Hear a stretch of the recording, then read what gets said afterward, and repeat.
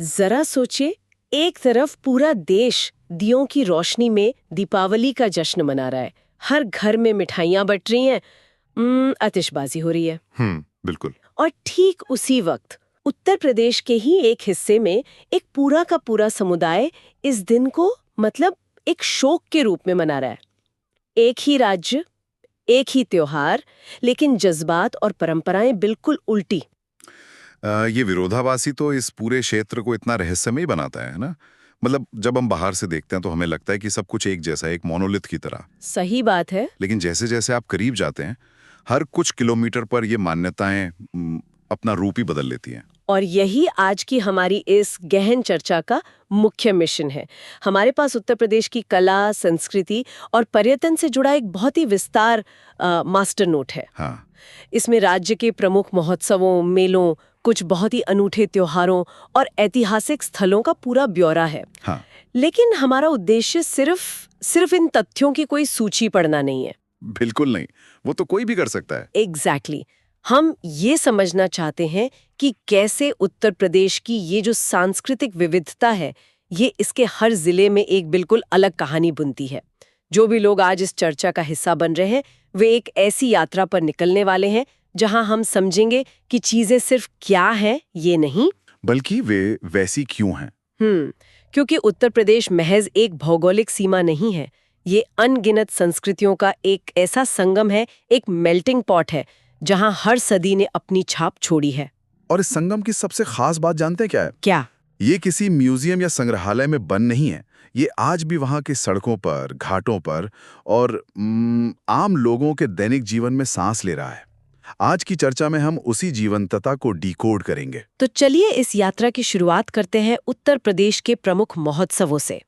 जब मैं इन आयोजनों के बारे में पढ़ रही थी तो मुझे लगा कि ये महोत्सव किसी जिले के आधिकारिक पीआर अभियान की तरह काम करते हैं। अच्छा, पीआर अभियान? हाँ, मतलब प्रशासन एक तय समय पर पूरी दुनिया को बुलाता है और कहता है देखिए ये हमारी खासियत है। हाँ, वो तो है। जैसे आगरा का ताज महोत्सव जो हर साल फरवरी में मुगल संस्कृति, शिल्प और कला का एक भव्य प्रदर्शन करता है, या फिर लखनऊ महोत्सव ले लीजिए जहां अवधी तहजीब और वहां के खान पान को एक बड़े मंच पर पेश किया जाता है। आपकी ये पीआर अभियान वाली तुलना काफी सटीक है, लेकिन इसमें ना एक और गहरी परत भी है। वो कैसे? देखिए, ये महोत्सव सिर्फ बाहरी पर्यटकों को लुभाने के लिए नहीं होते। ये स्थानीय अस्मिता और जो वहां की अर्थव्यवस्था है उसको जिंदा रखने का एक बहुत बड़ा टूल है। आगरा का ही एक और उदाहरण लेते हैं, सुलह कुल महोत्सव। हाँ, मैंने इसके बारे में पढ़ा है। ये हिंदू मुस्लिम एकता का प्रतीक माना जाता है। हम्म। लेकिन मैं यहाँ एक सवाल उठाना चाह रही थी। जी, पूछिए। मुगल सम्राट अकबर के समय का ये सुलेह कुल यानी सभी के साथ शांति का विचार, क्या आज के इस आधुनिक और तेज भागते दौर में जमीनी स्तर पर वाकई कोई सामाजिक महत्व रखता है या ये सिर्फ एक किताबी बात रह गई है? ये बहुत ही प्रासंगिक सवाल है। देखिए, जब सुलह कुल महोत्सव का आयोजन होता है तो वो महज एक ऐतिहासिक यादगारी नहीं होता। आज के समय में जब समाज कई बार कई हिस्सों में बटा हुआ महसूस होता है, हाँ बिल्कुल, तब एक ही मंच पर अलग अलग समुदायों के कारीगरों, गायकों और आम लोगों का एक साथ आना साझा विरासत का एक बहुत ही व्यवहारिक उदाहरण है। और अगर हम इसे आर्थिक नजरिए से देखें ना, तो क्या होता है? तो इन आयोजनों से स्थानीय शिल्पकारों को साल भर का रोजगार मिलता है। जब एक इंसान की आजीविका दूसरे समुदाय के इंसान के साथ जुड़ जाती है तो वो एकता सिर्फ विचारों में नहीं रहती, वो जीवन की जरूरतों में शामिल हो जाती है। वाओ, ये नजरिया वाकई इस महोत्सव के मायने बदल देता है। और दिलचस्प बात यह है कि ये रणनीति पूरे राज्य में अलग-अलग तरीकों से अपनाई जा रही है। बिल्कुल, हर जिला अपनी ताकत पहचान रहा है। जैसे झांसी का आयुर्वेद महोत्सव। बुंदेलखंड क्षेत्र हमेशा से अपनी जड़ी बूटियों और प्राकृतिक संपदा के लिए जाना जाता रहा है, तो वहां आयुर्वेद को केंद्र में रखकर एक पूरा आयोजन खड़ा कर दिया गया। यही वो रणनीतिक सोच है जिसका मैं जिक्र कर रहा था। आप देखिए कि कैसे प्रयागराज में गंगा और यमुना के संगम का इस्तेमाल सिर्फ धार्मिक कार्यों के लिए नहीं हो रहा है। अच्छा, और किस लिए हो रहा है? वहाँ वाटर स्पोर्ट्स फेस्टिवल के जरिए युवाओं और साहसिक खेलों को भी बढ़ावा दिया जा रहा है। अरे वाह, और ये सूची ना सच में बहुत लंबी और विविध है। महोबा का कजली महोत्सव देख लीजिए जो रक्षाबंधन के ठीक अगले दिन होता है और आल्हा ऊदल जैसे शूरवीरों की वीर गाथाओं से जुड़ा है। हाँ, आला ऊदल की तो पूरी परंपरा है वहाँ। बिल्कुल, दूसरी तरफ संभल में कल्की महोत्सव है, जो भगवान विष्णु के भविष्य के अवतार को समर्पित है। फर्रुखाबाद का कंपिल महोत्सव जैन संस्कृति की गहराई को सामने लाता है, तो वहीं सोनभद्र का सोन महोत्सव वहाँ की जनजातीय संस्कृति को दिखाता है। सही कहा। एक तरह से ऐसा लगता है कि राज्य सरकार हर जिले को उसकी एक यूएसपी दे रही है। पर यहाँ ध्यान देने वाली बात यह है कि ये सभी महोत्सव प्रशासनिक स्तर से संचालित होते हैं। हाँ, मतलब इनकी बाकायदा प्लानिंग होती है, बजट पास होता है, एक तय स्ट्रक्चर होता है। हाँ, तो अगर हम इस प्रशासनिक ढांचे को हटा दें, तो आम जनता खुद से कैसे जुड़ती है? यही तो असली सवाल है। और यहीं से हमारी चर्चा मेलों की तरफ मुड़ती है, क्योंकि जो हमारे पास आंकड़े हैं वो बताते हैं कि उत्तर प्रदेश में हर साल लगभग 2250 जी हाँ, 2250 मेले लगते हैं। ये बहुत बड़ा नंबर है। और सबसे ज्यादा मेले मथुरा में लगते हैं और सबसे कम पीलीभीत में। पर मैं यहाँ थोड़ा असहमत होना चाहूंगी, या कहिए कि मेरी उत्सुकता है। हाँ, बताइए। आजकल के मॉल कल्चर, मल्टीप्लेक्स और ऑनलाइन शॉपिंग के दौर में जहां सब कुछ फोन पर मिल जाता है, वहां 2250 मेलों का वजूद बचना और उनका फलना फूलना थोड़ा हैरान नहीं करता? क्या ये मेले आज भी सिर्फ खरीद फरोख्त के बाजार ही हैं? आपकी ये हैरानी बहुत स्वाभाविक है, लेकिन हमें इन मेलों को ना बाजार के चश्मे से देखना बंद करना होगा। ये 2250 मेले महज दुकानें नहीं हैं। तो फिर क्या है? अगर हम आज की भाषा में समझें तो ये ग्रामीण समाज के सोशल मीडिया नेटवर्क है। सोशल मीडिया नेटवर्क कैसे? हाँ, ये पूरी तरह से जमीनी तौर पर पनपे हुए आयोजन है। आज भी जब किसी किसान को अपने अनुभव साझा करने होते हैं या दूर दराज के रिश्तेदारों से मिलना होता है, तो ये मेले सबसे बड़ा जरिया बनते हैं। अच्छा, यानी अगर हम आपके इस सोशल मीडिया वाले रूपक को थोड़ा और आगे ले जाएं, तो आगरा के यमुना तट पर लगने वाला बटेश्वर मेला, जहां हजारों ऊंट और पशु लाए जाते हैं, वो असल में किसानों के लिए एक तरह का लिंक्डइन नेटवर्किंग इवेंट है। 100%, बिल्कुल सही पकड़ा आपने। बटेश्वर मेला हो या बलिया का कार्तिक पूर्णिमा पर लगने वाला दादरी मेला, वहां किसान सिर्फ गाय, भैंस या ऊंट खरीदने नहीं आते। तो वो नेटवर्किंग कैसे करते हैं? वे वहां बैठकर इस बात पे चर्चा करते हैं कि इस बार बारिश कैसी रही, कौन सा बीज बेहतर काम कर रहा है, या नई पीढ़ी खेती में क्या नए प्रयोग कर रही है। ये ज्ञान के आदान प्रदान का एक विशाल जीवंत मंच है। अरे वाह, ये तो मैंने सोचा ही नहीं था। और आपने ये भी बताया था कि सबसे ज्यादा 86 मेले सिर्फ मथुरा में लगते हैं। ऐसा क्यों है कि एक ही जिले में इतने सारे मेले? इसके पीछे का विज्ञान वहां के भूगोल और आस्था में छुपा है। देखिए, मथुरा और पूरे ब्रज क्षेत्र में परिक्रमा की एक बहुत पुरानी संस्कृति है। हाँ, गोवर्धन परिक्रमा और वो सब। बिल्कुल, साल भर अलग अलग समय पर लाखों श्रद्धालु पूरे क्षेत्र की पैदल परिक्रमा करते हैं। अब जरा सोचिए, जब इतने सारे लोग लगातार यात्रा करेंगे तो उनके रुकने, खाने और मिलने जुलने के लिए अपने आप बाजार और आयोजन पनपेंगे ही। डिमांड और सप्लाई। एग्जैक्टली। इसलिए वहां के जो मेले हैं, जैसे मुड़िया पूर्णिमा या हरिदास जयंती मेला, वो किसी एक मौसम के मोहताज नहीं हैं। वे वहां के जीवन चक्र का हिस्सा हैं। ये तो बहुत ही तार्किक कारण है। व्यापार और नेटवर्किंग के अलावा ये मेले समाज को जोड़ने का भी काम करते हैं। जैसे हमारे नोट्स में जिक्र है मेरठ के नौचंदी मेले का, जो होली के ठीक बाद लगता है। हाँ, नौचंदी मेला बहुत मशहूर है। या बहराइच में सैयद सलार मसूद काजी का उर्स और बाराबंकी का देवा शरीफ मेला, ये सभी स्थान सूफीवाद और हिंदू मुस्लिम एकता के बहुत बड़े केंद्र हैं। देवा शरीफ इसका सबसे सुंदर उदाहरण है। हाजी वारिस अली शाह की इस मजार पर जब मेला लगता है तो वहां कोई ये नहीं पूछता कि चादर चढ़ाने वाले का धर्म क्या है। सही बात है। जो कवालियां गाई जाती हैं उनमें कृष्ण का भी जिक्र होता है और खुदा का भी। ये वो जगह है जो समाज के तनावों को सोखने का काम करती हैं, जैसे एक स्पंज पानी को सोख लेता है।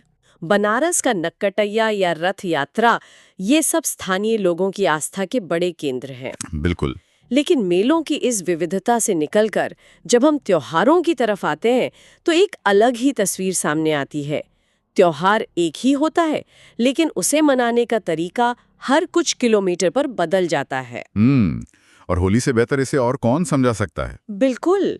मथुरा की बरसाना और नंदगांव की लठमार होली तो इतनी मशहूर है कि वहां महिलाएं लाठियों से खेलती हैं और पुरुष ढाल से बचते हैं। हाँ, वो एक अलग ही ऊर्जा होती है। लेकिन जैसे ही आप कुछ किलोमीटर दूर वृंदावन पहुंचते हैं, वहां फूलों वाली होली खेली जा रही होती है, जो बेहद शांत, संगीतमय और भक्ति से भरी होती है।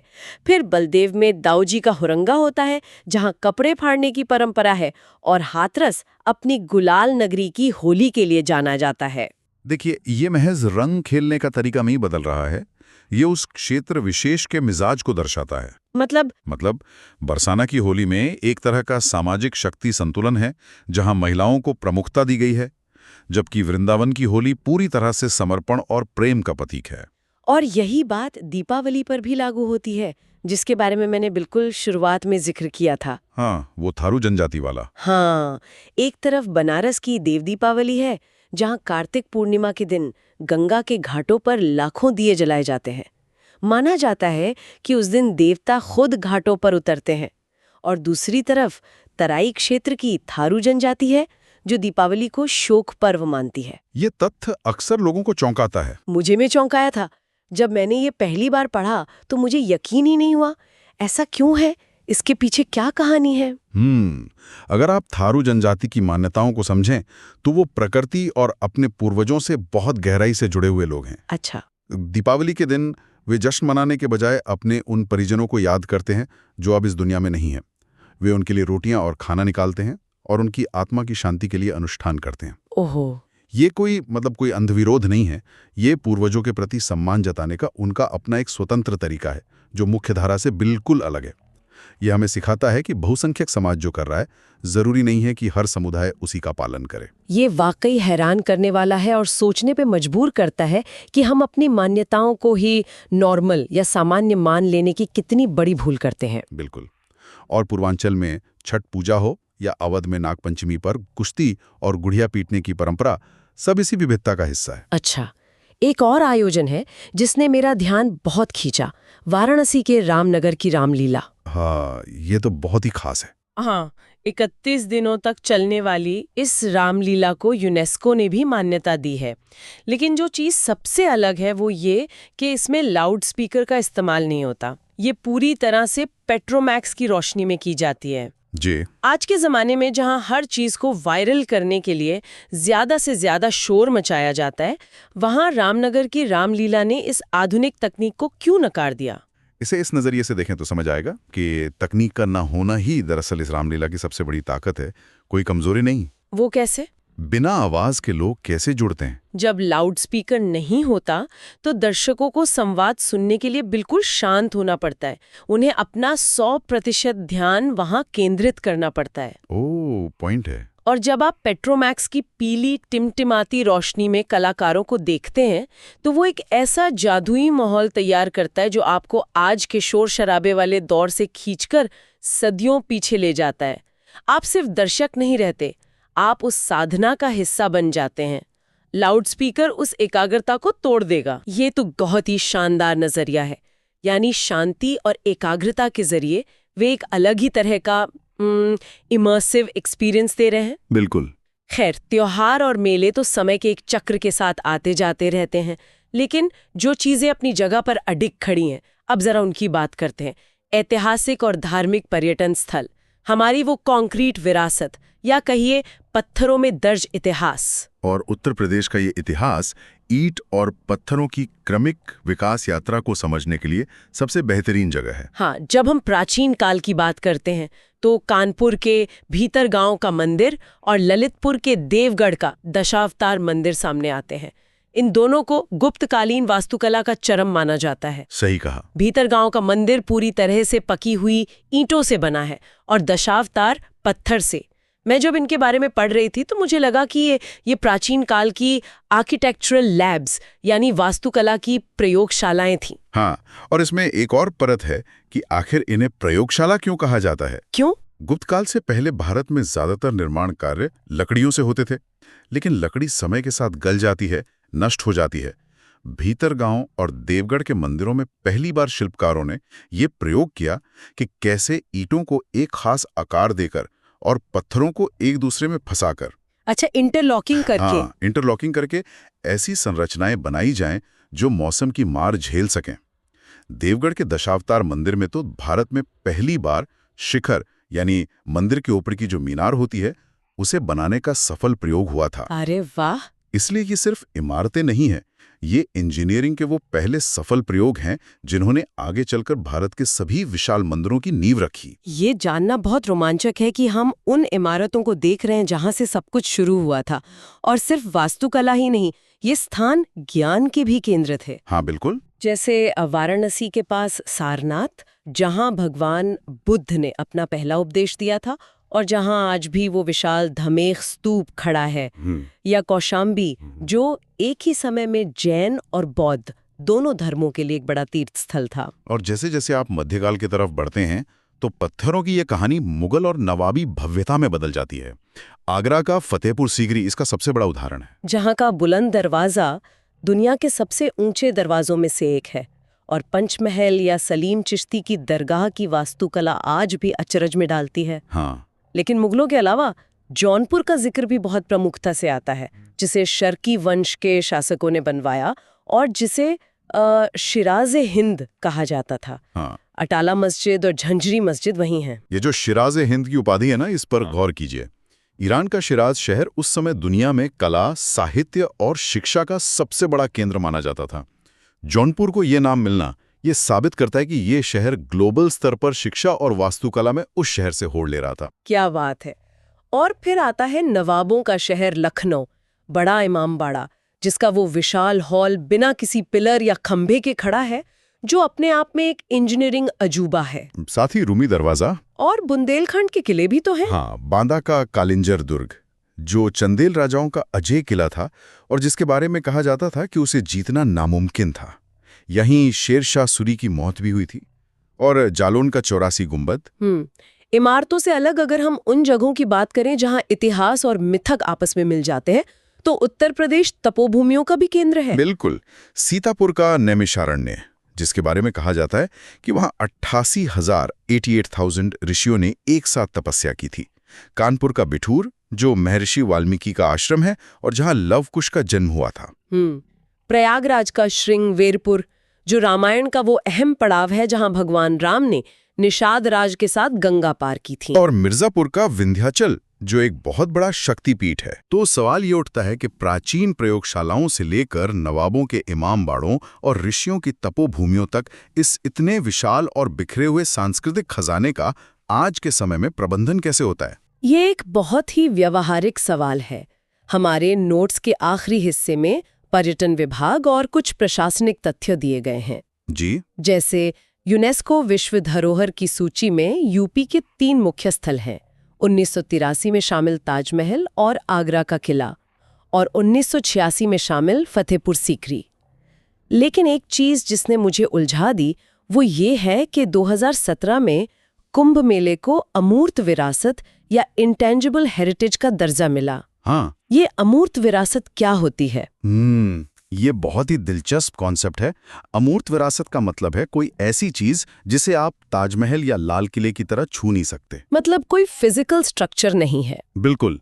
ये कोई ईंट या पत्थर की इमारत नहीं है।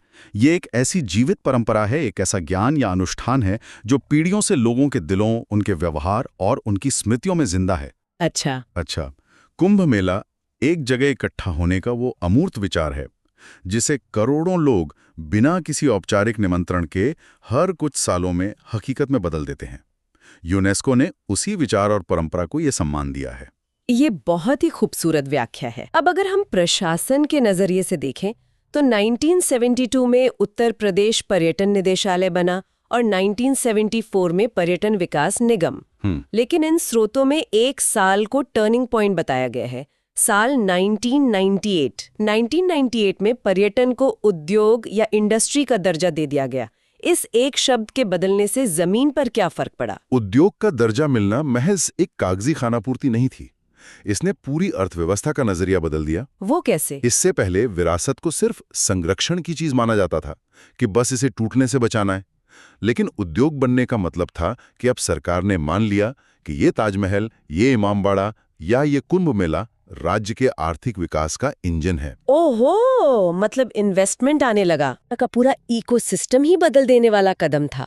और इसी सोच का नतीजा है कि 1994 की पेइंग गेस्ट योजना जैसी चीजें आईं ताकि विदेशी पर्यटक सीधे भारतीय घरों में रह के यहाँ की संस्कृति समझें। हाँ, लोकल एक्सपीरियंस के लिए। हाँ, बौद्ध स्थलों को विकसित करने के लिए मैत्रेय परियोजना शुरू हुई और आजकल हेरिटेज आर्क की अवधारणा बहुत चर्चा में है, जो आगरा, लखनऊ और वाराणसी को एक साथ जोड़ती है। ये हेरिटेज आर्क दरअसल एक गोल्डन ट्रायंगल की तरह काम करता है। अच्छा। हाँ, अगर कोई पर्यटक भारत आता है तो वो इस एक आर्क के जरिए आगरा में मुगल वास्तुकला, लखनऊ में नवाबी तहजीब और बनारस में प्राचीन आध्यात्मिक संस्कृति तीनों का अनुभव महज कुछ दिनों के सफर में कर सकता है। यह एक बहुत ही शानदार पैकेजिंग है।